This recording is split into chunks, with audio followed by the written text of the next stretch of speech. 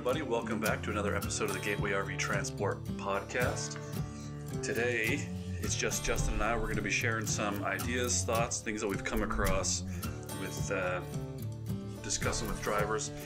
One of the cool things about being in the position that we're in is we get to interact with a lot of drivers who have a lot of inputs, suggestions, and so we're able to kind of compile a lot of people's thoughts that have been on the road a lot to try to, collate and, collect good ways of doing things. So today we're specifically going to be talking a little bit about finances, money on the road, ways to be more efficient. Maybe from where you're at, you might have a bunch of good ideas already, but here's, we'll give you a few things that we've come across that, might make your dollar go a little bit further on the road. Now, we know most of our drivers do this job because they just want to see the country. In fact, even if we decided, even if there was no pay, I think they would still do it. I mean, they just like interacting with us so much that pay is secondary. At least that's what they've been telling me. I know that we probably don't pay them enough to work with Justin, but for those of you who are not just doing this for the thrills only and you want to make money, probably should have some ideas.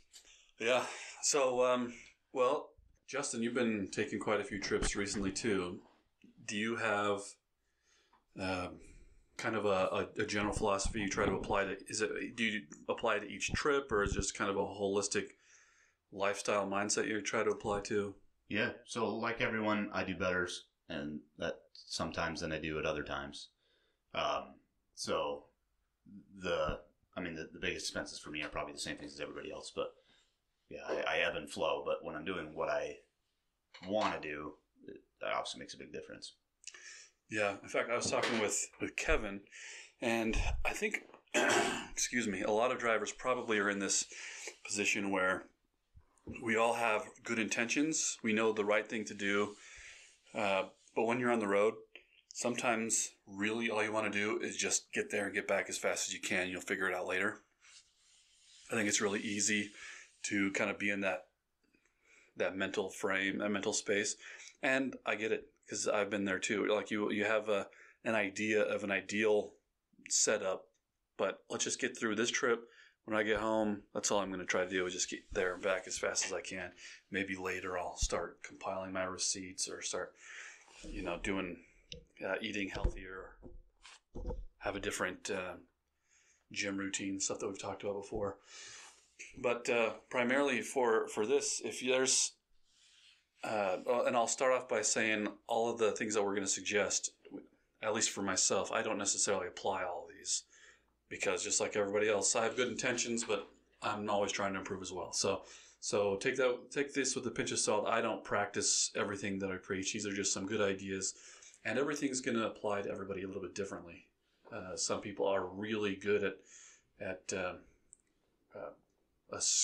rote system, and other people their life is just more conducive to spontaneity. And I don't think that that's wrong. I think it's just trying to learn where you're at and apply, general safe practices to help you wherever you're at.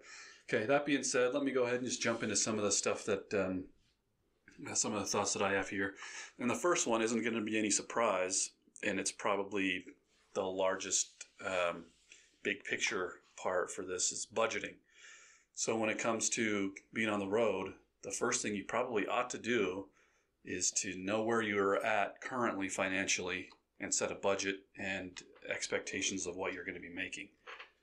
If you're not great at Excel, it's not a problem, but it's probably a good idea to get a calculator and practice some of that, 6th grade math, so you can get an idea of where you're at.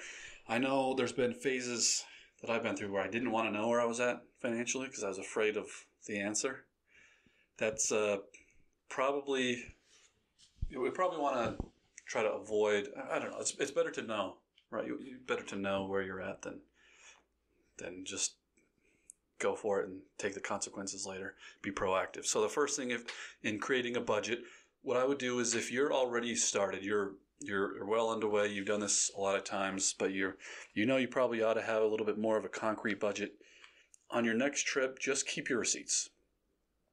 Keep all your receipts for everything that you bought, and when you get home, start to create spend half an hour with your laptop and a spreadsheet, and just start keeping record of what you spend realistically. The reason I like this approach as opposed to beforehand is because your receipts will tell you what you actually buy. Before your trip, you might have an idea of, okay, I'm gonna eat only from what's in my cooler. I'm not gonna stop. I'm not gonna eat any junk food. I'm going to sleep in my truck. Well, when you're on the road, maybe you don't have a great option other than fast food. Maybe it's been a hard couple days and you're gonna get a motel, whatever it is. Looking at the receipts is what you actually spent. It's probably a safer projection than what your intention is. Does that even make sense? Yeah, I think so. So keep your receipts and get an idea of what you generally spend. So get an outline of your income and your expenses. So use those two. This will include stuff like of course, your food and your fuel and lodgings, but also calculate in there the cost of your truck payments, insurance, your yearly registration, anything that will be an expense, even if it's only once a year or once a month, you need to calculate that in your overall expenses. That'll give you a more accurate picture of what kind of money you have to work with. And then, of course, you're going to do your regular maintenance, which I'll talk about that in just a second. But my first, stepping back and really is just getting together a budget, what your income is, what your expenses are, and I would do that per trip.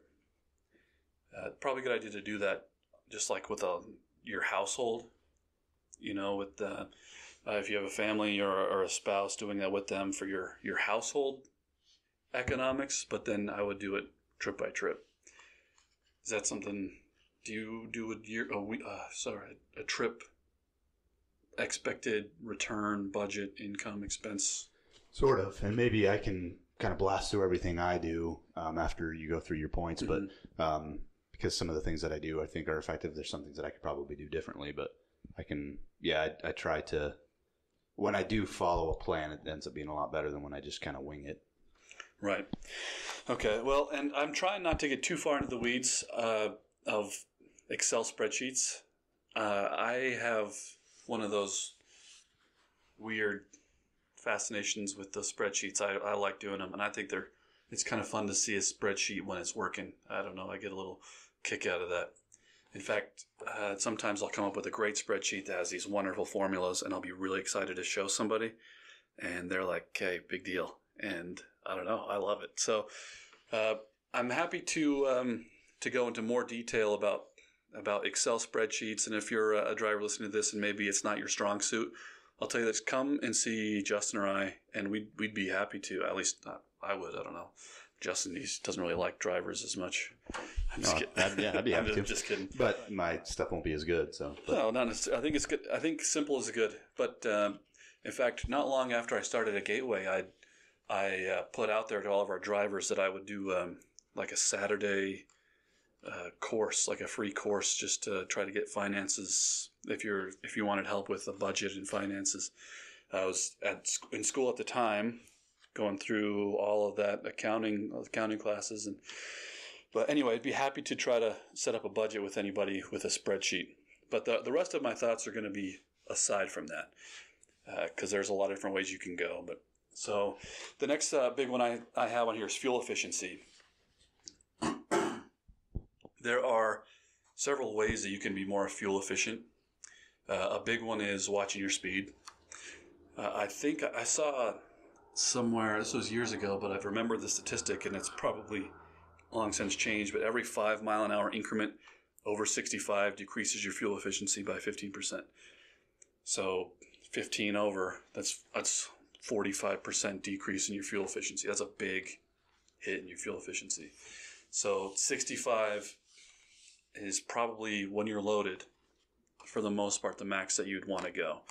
And I've had a lot of drivers actually tell me that, and some drivers will never go more than 62, or they'll have an idea of of speeds that they'll only go. Avoid idling. Keep your tires maintained. Those will hit your fuel efficiency. And then use cards and loyalty programs to save money on fuel, which is another one of the points I have in just a minute too. Another one is maintenance. There's what's the word? Like not a metaphor. What's the a story that tells a principle? What's the word I'm trying to think of there? Parable? A parable? Probably. There's a parable of the mountain safety. So there's this trail that goes up the mountain, and the local community only has enough money for certain safety elements on this highly traveled route. They can either put a fence at the top of the mountain to keep people from falling, or they can put an ambulance at the bottom of the mountain to help take care of people when they fall. And for me, this is a good, I guess, a metaphor for maintenance versus repair. You can wait until you fall down the mountain and then have the ambulance, financially speaking, at the bottom, but you don't know what that's going to be. And there is also going to always be a risk that even if you're well maintained, that unexpected repairs will be coming.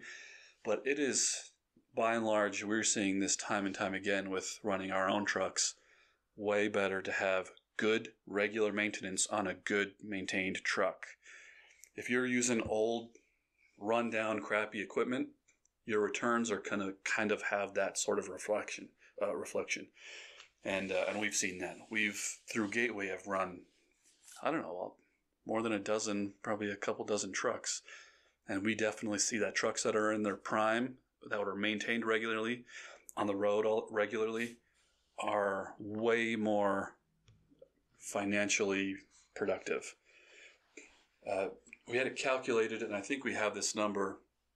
We calculate even in our in-house record keeping for our truck's efficiency, how much money it costs when a truck isn't running. So if a truck is in a shop, we calculate the repairs cost, but we also calculate how many days it's down and the estimated amount of revenue lost because of how long it's been down. So we've made significant changes to our maintenance program, how we repair, where we get them repaired, based off of those numbers. Like we had a truck that was down for 3 months, and it cost, I don't know, the repairs were, I don't know, maybe you remember, maybe say $8,000 or $10,000, a significant amount. We went back and retallied up that number of lost income based off of 3 months of being down, and I think it was almost doubled the hit because of how long it wasn't on the road. So keep that in mind. Maintenance. I feel like I'm just belaboring some of these points, so apologies. Maybe this is a boring episode, but recently we talked about eating healthy. I'm not going to go into the details of eating healthy, but when you're more prepared, it's also more cost effective. Eating fast food or stopping at Texas Roadhouse is not going to be the most cost effective way of doing things. So being conscious about purchasing your food. Same thing with lodgings. I will see drivers. It's been a while since we've been hiring regularly, but a few years ago when we were hiring regularly, we could see drivers that would succeed and those that wouldn't succeed. And and a lot of their discretionary expenses were the reasons they would or wouldn't succeed. One of those discretionary expenses were lodging. So I think we're going to do a podcast about bed setup in the future. But spend an appropriate amount of money on getting an ideal bed setup, that one that you're comfortable with, one that you like, one that you look forward to using, instead of just cheap and easy. Because after a couple days of cheap and easy, you'll probably very easily convince yourself to just get a hotel. You could save $150 from a hotel and buy a nice air mattress, The next $150 that you save from not doing a hotel, you can buy nice window shades. And there's a lot that you can do to make your bed set up more comfortable to where it's easier to stay there instead of a hotel. And then set some rules for yourself. I mean, again, be practical. If you're doing a trip to California and that's a lot of days to spend in your truck, you want to, the day before you deliver, get a cheap hotel where you can stretch out, you can shower. I don't know. I don't see anything really wrong with that. But again, you kind of need to know where you're at. Some guys have a little bit more financial freedom than others, and they can afford to do a hotel more often. And great. And again, if you're not taking advantage of the fun side of doing this, then that's kind of a bummer. So stay somewhere nice every once in a while. Go visit cool places, and sometimes that means a little bit more expensive if you want to enjoy it, I guess. But look to be cost effective when it comes to lodging. Record keeping, keep track of your expenses. Have a notebook. I know a couple drivers that have a specific notebook dedicated to their ledger. You know, essentially they just keep notes of everything they bought, when they bought it, mileage, when they got fuel, and they keep good track. Some systems are just a pen and paper. Some guys are a little bit more advanced and have an app dedicated to that. They have an app on their phone that is specific to expenses on the road, and I think it's a great idea. There's a lot of app choices out there. Some are free. There's some that have cool features. If it's not free, with an app like that, I don't know, free's easier for me. Excuse me. Okay, insurance. Make sure you're every year or every couple of years. There's some insurances that it's easier to shop around than others. I guess it's going to be difficult to get your non-trucking liability insurance to be shopping around for that regularly. But your regular commercial insurance, if you're not using like Cottingham and Butler's dual purpose insurance, if you have them broken apart to where you have your own liability and then your own unladen or non-trucking, or it's worth it to shop around every once in a while, just to at least keep your agent working for you. You know, it's also a great idea to have an emergency fund. It's easy to miss, and I would venture that more drivers don't than do have a personal emergency fund. So as you're making money, especially as times get busier and you've got more freight opportunities, run and save. Make money and save money is probably the biggest tip that I would see on here, is just save what money you can and then avoid impulsive purchases. That's a big one. That's easier for me when I'm on the road by myself. When I'm on the road with the fam, that is not as easy. But, that's just the nature of being, having a family. So I've got some other things here that are more specific to like rewards programs and credit card ideas. But before I get into there, do you want to go through some of your stuff? Yeah. So I'm not an expert. I will say I do feel I'm pretty good with my money. I've been budgeting since I was 8 years old, and I don't think I've ever not had a budget since then. So I'm pretty disciplined with my money. I like you. I kind of enjoy systems and processes. Maybe not as so hard into Excel, but so I'll just share a couple of kind of general principles and a couple of applications of those principles that I try to follow. The first is, when performance is measured, performance improves. When performance is measured and reported, the rate of improvement accelerates. Something like that. You know this. And so that which you track improves. People, and you see this, there's a lot of studies, there's stuff like this. So people that like check their weight every day, people that are trying to lose weight, just the act of checking your weight every day, there's a strong correlation between that and people that lose weight. People that check their bank account every day, there's a strong correlation of that and that number going where they want it to go. So just the attention to it means something. It adds another layer when there's an accountability system. So in my situation, my wife and I started budgeting. We've been married for about 7 years. We started budgeting together before we got married. My wife stays home, but I know everybody's different. This is, I think, the ideal. Maybe it doesn't work for everybody, but the ideal, I think, in a marriage is that your one person's money is, you're perfectly united in that. So we, all of any money I make is our money. With the exception of when I do plasma, which I haven't done plasma. That's I can when BioLife. I haven't They call it donating plasma. I feel a little bit weird saying donating plasma because I would not donate it. If they didn't give me money, I wouldn't do it. So it's, your body's printing gold and I'm out there selling it. And when the price is right, I'll go hook up the needles and pump out the liquid gold. But that money would be my own. But so there's a level of accountability because we budget every other week. And so, well, really, it's my wife budget is every other week at this point in our marriage. So, like, my wife had never budgeted, and then when I met her, we started budgeting together, and she took off with it. And now, so we track everything that I spend. We know where it goes, and we kind of have the law of compounding going in our favor in that because it's a habit that we have had for so many years that I'm pretty aware of costs of things, and so you can kind of and the categories. So just a little bit of the logistics of my budget and everything will be different for other people. There's plenty of apps, like you said.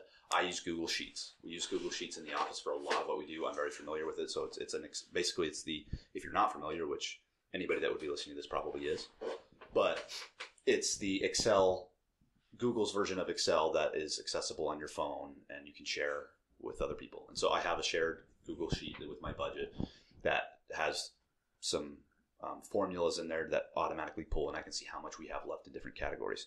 And we have a lot of different categories, but just like that, talking of parables, there's a pretty common like object lesson that children are taught or other people are taught where you have a jar, you put in the big rocks, then the small rocks, then the sand. You put in the big rocks first, you can fit a lot more. If you put the sand in first, you can't fit as much in there. If anybody that would be listening would understand that mental image, it's an object lesson on priorities. You put the most important things in first, the little things will take care of themselves. And so Stephen R. Covey, 7 Habits for Highly Effective People, one of the big lessons is, it's related to scheduling, but it's the same concept, is don't prioritize your schedule your priorities. Take care of the most important things first. And so that's kind of how we do it.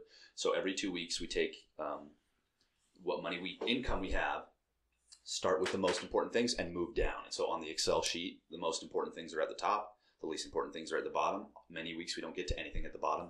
If I've taken a couple of, trips that month or whatever, maybe we have a little bit of extra, we'll get to the stuff at the bottom. But if we don't get to it, we don't get to it. And so a lot of it, just like everything in life, I'm very much a believer in this principle. You can have anything you want in life. You just can't have everything you want. Obviously, that's a little bit extreme because technically it's like I can't levitate or I haven't learned how to master the powers of the force. But the idea is you can't have everything. You just can't. If you wanted to become an Olympic curler, you know what I'm talking about, the shuffleboard on ice, you could probably do that. Most people are probably capable of doing that, but are you willing to sacrifice all the other things type of thing? So it's the same thing with financially. Most of us, and any of us that are doing this, we're probably not rich. We're probably having to scrape by, especially when it's slow. That being said, all the more reason that you have to prioritize. If you want to get ahead in a certain area, you have to be willing to sacrifice other things. So stop buying lottery tickets, work on not smoking, work on drinking water instead of other stuff. Don't eat a bunch of candy. Don't eat a bunch of crap because your money will go to that. Stop eating out. Start prepping your food. All of those things. So it's like the simple but difficult path is the path that you need to follow. And it's kind of the way it goes. So as far as kind of bringing it back to budgeting, I know I'm kind of maybe a little bit all over the place. Is start by measuring. Track what you spend. So the way that I do things is I used to do receipts all the time and I would live input every expense that I have. Now we just go through every other week and I use a credit card for everything that I buy pretty much because we pay it off and we get the points and all this stuff. And my wife went deep in the rabbit hole on credit card research and we picked a really good one for points and stuff. And so we get a decent points thing. Different people have, if you go full Dave Ramsey, you wouldn't do that. I agree with the general principles of Dave Ramsey, which if you're very familiar with Dave Ramsey's stuff, he's very just debt apprehensive, which I am as well. I would advocate really the only debts that you should have are your home. It's really hard to do otherwise. And then if medical bills, obviously if my kid has medical bills, I would completely bury myself in debt if I had to. So a home, medical bills, and then professional stuff. So like in our industry, truck payment would be inappropriate, I think, debt. Education. So like depending on what industry you're in our industry, like your truck, you need a truck to do this. And that's a reasonable thing to have. But in general, you should be very apprehensive about debt. And then just don't buy dumb things. Like if you're somebody who buys lottery tickets, I highly encourage you to stop. That's just a personal opinion. I think that those are dumb. unless you just do it for the rush and you realize you're just tossing the money away, if you connect it's kind of like I used to. Every time I would leave Walmart as a teenager, I would do the claw machine. You know what I mean? And I won like 15 times in a row, something crazy. Every time I won, and it's like those claw machines, those little vending machines for kids, are programmed to win like 1 out of 7 times to keep people going, right? Anyway, where was I going with all this? The bottom line is track stuff, have a budget, minimize debt, maximize your opportunities. So work on the pluses, not just decreasing the minuses, but increasing the pluses. So some of the ways that you can do that in our space is career development. Get your CDL, take the bigger loads, take the loads that pay the most. And in our industry, miles are what matter. And what blows me away is, and we can see this very clearly, the people who like to take the long trips make the better money. It's just the sheer math of it. It compounds way faster. Mm-hmm. And so, granted, maybe not everybody's life circumstance will allow them to do that, but it is a lot more profitable.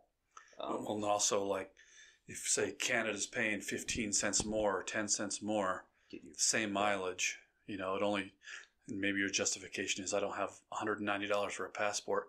It'll take one trip, one 700-mile trip going to Canada versus one 700-mile trip going to the U.S. and you pay for your passport. Exactly. And I think sometimes this is kind of a mental trap we get in, is you step over dollars to get to dimes kind of thing. Oftentimes we're so afraid of losing that we don't go get more, if that makes sense. So like, so anyway, those are just kind of the principles. A couple of things as far as I've noticed, like for this, I just went to Phoenix last week.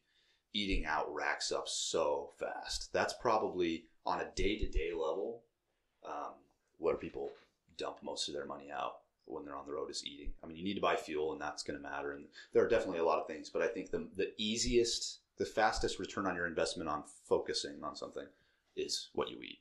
And it comes down to preparation. And it kind of goes in line with what you were saying. The more prepared you are ahead of time, the better it's going to be. You're going to have to pay the cost of the effort, either before or after.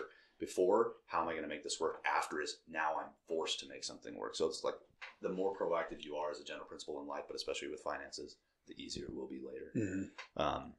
So depending on where you're at would depend on your next step. And I think that's where I would invest all of my energy, is what's the next action that I'm going to take. Probably for a lot of people, it's really just like steps 1 and 2. Is, do you track everything that you spend? And then do you have a budget? Do you have a plan? So like starting by just knowing where you're at, then you can identify the leaky holes, then you can fix them. Mm-hmm. Most people haven't even done that. So for most people, you kind of have to start on that. After you've gotten a few layers in, maybe then you kind of go into the weeds on like rewards programs and there's a lot of theories and ideas on how to maximize fuel economy. Some of them are pretty common knowledge, and some of them maybe are a little bit more controversial or up for debate. But I would think you got to start where you're at. But the point is direction. You got to make progress and take control rather than being at the mercy of just what happens. That was one of the things that you said that sparked in my head, is you want to have some goals. And I think that's true in so many aspects of your life anyway. But you should just have some financial goals. They don't have to be lofty, but there should be something that you're working towards. I think just as humans, that's kind of what we're trying to do. I just finished good old Western, Lonesome Dove. I just finished that book, and to me, it's just about the desire, the human desire to accomplish, to have a goal, and to just keep moving forward. And I think that's good for us. So having a financial goal, but really in order to establish a good goal, it's important to know where you're at currently. So just like you were saying, so take a good pulse of where your actual financial health is, and then have a kind of a true introspection conversation, either with yourself or with your partner, and say, where do we want to be? What do we want to, in 5 years, where do I want to be? What are some goals, not just financial, but probably just across the board? What are goals that I have? And what steps am I taking to achieve those goals? One of them, and a big one that kind of a lot of other goals will hinge on, is your financial success or your financial health. And so have some specific goals on your financial goals and see where you want to be. And I think it's important to dream bigger than where you're at. A specific that I thought of while we were talking about this is like a fuel tank. Good idea. We've talked about that on other episodes, but another investment that's probably worth it is getting a fuel tank and keeping a close eye on the cost of fuel, because that is a major expense. Yesterday in Fort Wayne, 2 different places had a 50-cent difference, just because one was gearing up for the expensive weekend coming up and one hadn't made that change yet. And so there's a huge difference. And so just be paying attention. There's a lot of apps that track that, which again, we've talked about.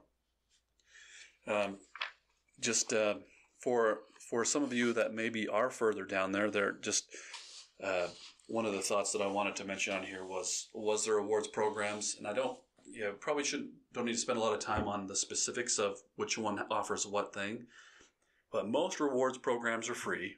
If it's a free rewards program at a place that you frequent, do it. Just get signed up, start collecting points. It might only give you free showers every once in a while or discounts on things, but the idea is there's a lot of, if I could go back and just all the opportunities for rewards programs that I just was like too lazy to sign up for, all the lost points, whether that's like Sky Miles with flights or gas station fuel discounts, 5 cents at the moment that you're filling up, 5 cents a gallon. You're like, trying to calculate that as you're pumping, you're like, it's like $2. Not a big deal, whatever. At the end of the year, if you were to compound that for every time you fueled up, I mean, that's probably a car payment. That's probably 1 month's payment of one of your larger bills. And that would be something you would take time to go to a different gas station for.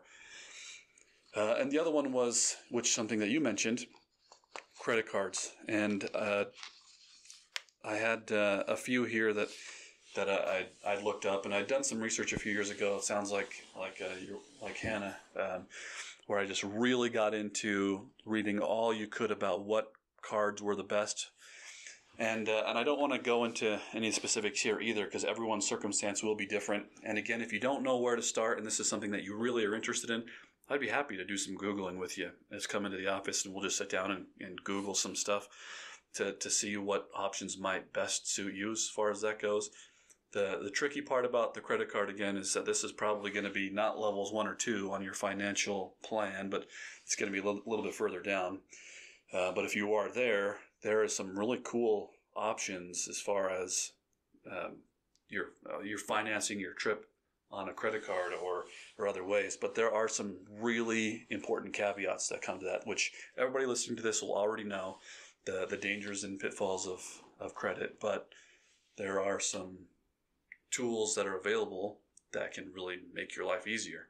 And we've funded family trips on just credit card points by themselves, paying for things that we would have paid for. All it took was discipline and paying off and making sure that we were staying within our limits. But anyway, there are good options out there. There are even some credit card fuel discount loyalty program combos that'll like double both. So I know that there are some fuel stops that offer credit cards that give you twice as many of their points and give you so many cents off per gallon if you're buying fuel with their credit card and loading money onto their credit card or onto a preloaded card and then using that to buy. I don't know. There's some complicated ways, and there's people that have figured it out, and there's a lot of forums online that you can see that walk you through these. And we'd be happy to go to do some homework. If there was interest in that, we would go and do some homework on some of the specifics here. But at least for now, and then maybe until we hear interest otherwise, this is a good place to start, I think, is with some of these ideas and tips. And like any of these other shorter episodes that we've done, if you as the listener have some ideas or things that we missed, or that maybe you feel like we misrepresented, or that you have a better idea or something that you've done, yeah, we'd love to hear it. That kind of information is only, it does us no good to try to hoard that information, to kind of gatekeep stuff that will be beneficial to the rest of us too. So if you know of anything, please let us know. We love sending out that type of info in newsletters or orientations. But I don't know. That's all I've got. Justin? No, I think you just kind of, it's one of those things people have to figure it out for yourself. I mean, like a lot of things, learning other people's perspective is good, but you got to learn lessons the way that you got to learn it, and you got to live it. You know what I mean? But in order to do that, you have to make some steps. You have to do something. You got to do something. Yeah. Mm-hmm. Yep. And like I mentioned before, if you have any specific questions or some roadblocks, maybe technological or otherwise, that we could help you with, we'd love to. I don't know. When somebody comes in, this has happened a few times. A driver comes in and says, "Hey, Jordan, I know you have a college degree, something money related, even though I'm probably not worth it, but I didn't pay attention or not." They come in and say, "Hey, can you I know you know how to use this Excel thing. Let's make a spreadsheet. Do you mind helping me?" To me, that shows I'm always excited about it, not because I love Excel, but because I like progress, especially for people that I care about, drivers of ours I care about. So when the driver of ours comes in and says, it's a little bit like self-gratifying in a way that they trust me, but then come in and say, "Hey, can you help me put together a financial plan, help me figure out a budget." They're being proactive. I love that. I love helping people be more successful. So be happy to take time and help our drivers be better. And maybe you have a specific skill set that you want to help share with other drivers too. Let us know. We have had that in the past. Drivers that come from a background of, all kinds of backgrounds, but we had a driver who was this amazing electrician apparently, and he said he'd be happy to help give people ideas on stuff that they had a wealth of knowledge on. So anyway, now I'm waffling, as they say. Thanks for tuning in, and hopefully you got something. And if not, and you're still listening, well, then I guess the joke is on you.